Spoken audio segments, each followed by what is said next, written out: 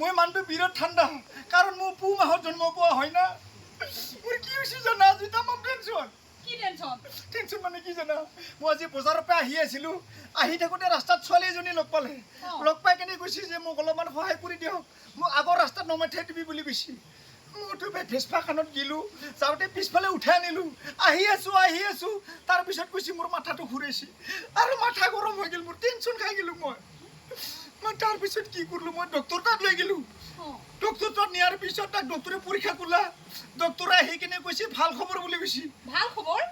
মোক কৈছে তই এবাৰ বাপেক হ'ব ওলাইছে বুলি কৈছে মোৰতো মাথা নষ্ট হৈ গ'ল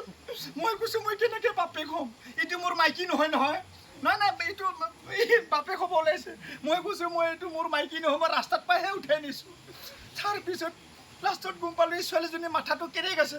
তাই কৈছে এইটোৱে মোৰ মোটা বুলি কৈছে মই কৈছোঁ মই মোটা নহয় সি নেৰে মই নহওঁ বুলি কওঁ লাষ্টত ডাক্তৰে কনফিউজ হৈ গৈছে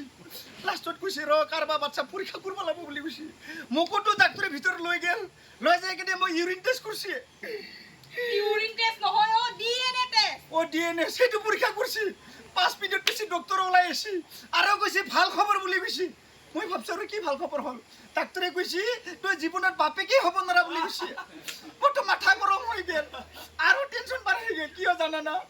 মইতো বিয়া পাতিছোঁ ঘৰত মাইকীটো আছে এতিয়া মোৰ মাইকীটো ডেলিভাৰী হৈ আছে